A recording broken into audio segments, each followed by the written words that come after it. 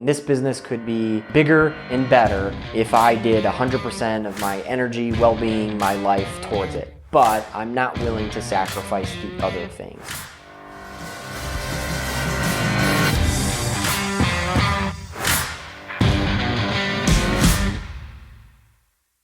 I'm Stephen Taylor. This is WeeklyST. We're giving you another behind-the-scenes look at a growing Chicagoland cybersecurity support company. You know, we talked about last week, like a lot of things simultaneously and keep driving and keep going, and you got to juggle all the different plates. And so this week is more of the same. You know, we're really putting our vision in practice and in play, reiterating it, showcasing it, putting it on the wall, talking about it with the team, helping them not only to understand where we're going, and we're going to talk about this later in the bigger team meeting today. It's like, okay, well, how do we get there, right? And I'm sure they trust my judgment that I've figured it out, but it's also useful to portray, okay, what are these stepping stones going to look like for the next 2 years? And then so, you know, I'm learning that everybody wants to know, okay, what is my piece in this? What part do I play in this broader stepping stone goals vision? And, you know, our vision, of course, is the easiest way to describe it is as a revenue goal, right?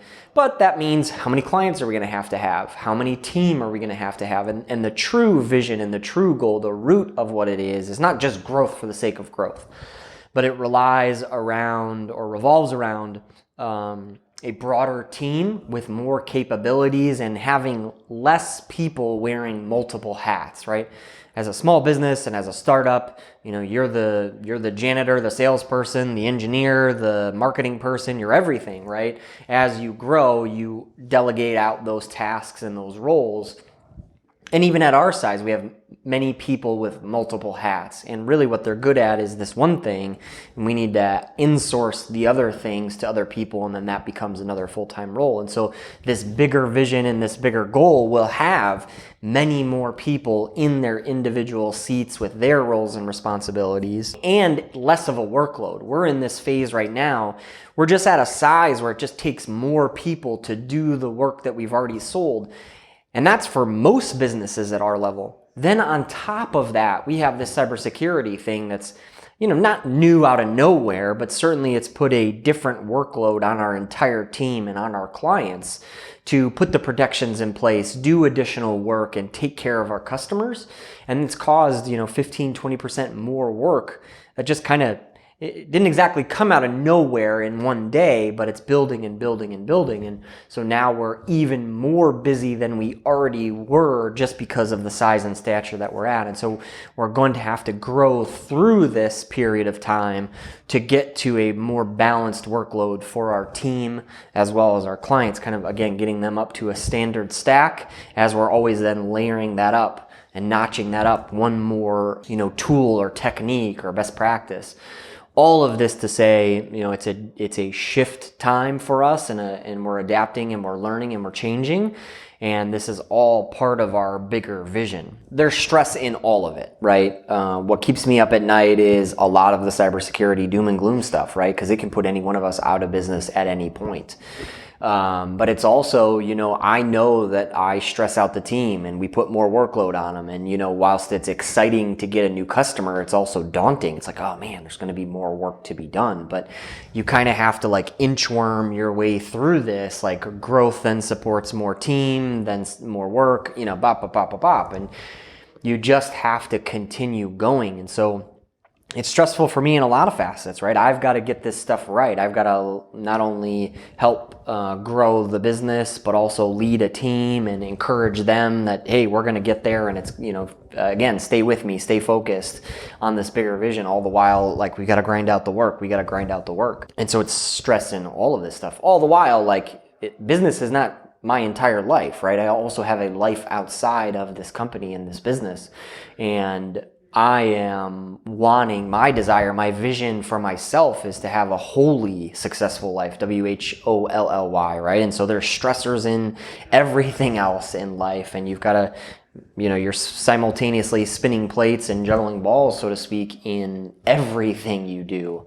But again, there's a vision for everything that I do, and the goal is to keep moving towards that. And it's a funny thing. I think I get upset maybe with myself. I'm like, man, shouldn't it just be perfect? It should already be there. It should already be easy, right? But we've got to learn to embrace the journey and the stressors. This is just another thing I got to fix. It's going to be all right. And learning through these things and experiencing these different things, that's what it's going to be about in the end. If it was easy, everyone would do it. And if it was easy, we also wouldn't appreciate it for what it is. And part of the reason why we win new clients is our ability to do the basic stuff the best, right? All too often I was talking to prospective clients, our guy won't call us back, he's not responsive, they bill us for everything, we don't even understand what we're paying for, things like that. Our model gets rid of all that. We're going to answer the phones, we're going to take care of things fast and friendly, and we're going to charge you one invoice every single month. Same no matter how many times you call us, right? And so our onboarding is very keep it simple, stupid, right? So we move in, we take over the tech and the tools and the stack, we implement our best practices, we improve things, and so quickly in that 30 or 60 days, they're just relieved, right? They finally have somebody they can work with who's going to take care of their needs, who's going to get things done right. And yeah, it's all hands on deck, and it's a lot of work for us internally, but very quickly the customer sees the shift of, oh wow, this is different, this is easier. And so many times we have alleviated maybe a single person at that company who used to be not the bottleneck, but like everybody had to go to them, and then they would maybe interface with the IT company because A, we want to make sure things got done, B, we don't want to get nickeled and dimed and things like that. And so quite often we're relieving that person of the stress and the burden of technology, and they're elated and so happy to be working with us. So onboarding is this very busy but also very exciting time as the client sees that shift, and then they can move into more of a comfortable feeling of, okay, now I don't have to worry about this stuff anymore. People are interesting. Human, the human condition, however you want to term this, right? It's fascinating stuff. And there's so many different stigmas. We talked about in the team meeting because we had the health insurance broker in, so we were talking about health insurance, right? And I kind of just laid it on the table. I'm like, guys, this mental health thing is like, let's not have this stigma about it. Our job can be so stressful, right? We're firefighters. We need to be self-aware, and we need to be able to take care of ourselves. Like, even when it's the common cold, right? I don't want people coming in with a nasty cold. They're going to spread it throughout the office, but they need to get back to 100% health before they can be 100% here, right? You've got to support the human element first. And so this, the mental health thing was, hey, let's not have this stigma in this office. If you need a day off, if you need to talk to somebody, use the services that we have at hand, right? Or tell us, like, just being self-aware and transparent with other people. Right? Sometimes we wonder, why is this person being an asshole? Why is this person so negative? Why is this person so, depressed? And if they were just self-aware and transparent with us, it's like, hey, I'm going through a lot right now. Here's what's going on in my world. Now we have empathy for that person. Now we're like, oh my God, no wonder why they were such a jerk to me, or whatever it might be, right? We don't take it so personally, but there's this stigma of not sharing with others and not being vulnerable and not talking about these things that might be bothering us or that are going on in our life, right? And there really shouldn't be, because deep within all of us, like, we were built for a community. We were built to rely on each other and be there for each other. But we often in this society just act as, I'm tough, I've got this. That's what we're taught. And then we kind of silo ourselves. No, I need to do this myself. I live on my own. I'm in my own house, those kinds of things. But really, we were meant to be a community and a gathering and a group, and lean on each other and support each other in many different ways, in all different facets of life, right? It's been a busy week on this thing of vision and all the things that surround it. So planning sessions, I was in EO forum training, and we were kind of fleshing out some of that stuff there as well.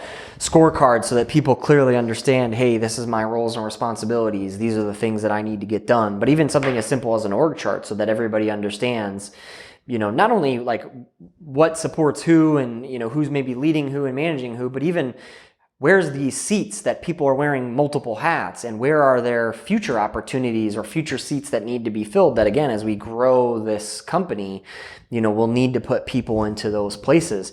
And a lot of this is in, the books that we've talked about before, Traction, Scaling Up, same kind of thing, different author, and just going through kind of these worksheets or planning sessions or what have you. But then really being able to share that with the team. And that's something that I'm learning to do more of, being really transparent with, I feel like I did all the homework and I've done this work for us, but what I need more so to do is to share that with the team so that, they have that buy-in and they can also understand, and not only just seeing the vision, but it's like, how do we get there? We've certainly taken everyone's feedback. Like we're asking the questions, we're doing surveys or getting that feedback to really design, what are our strengths, what are we good at, what are we going after, and I believe that everybody, that resonates with everybody. Success is not just business, career, and money. Success is happiness, or even more so, I got challenged the other day, joyful, right? And then shouldn't that be in all facets of life, right? I could work a hell of a lot harder, stay singularly focused on business and money and find, that, right? I'm choosing not to, right? And this business could be bigger and better if I did 100% of my energy, well-being, my life towards it. But I'm not willing to sacrifice the other things, right? I want a wholly successful life. And so I also put energy and vision and focus and time into the other facets of my life. I'm not solely focused on, this is the only thing and this is how I'm going to be successful, right? I believe you're successful when you're also successful in all the other things in your life. And then you're just fucking happy. Like somebody could make $50,000 a year doing exactly what they love, impacting other people and living an awesome life.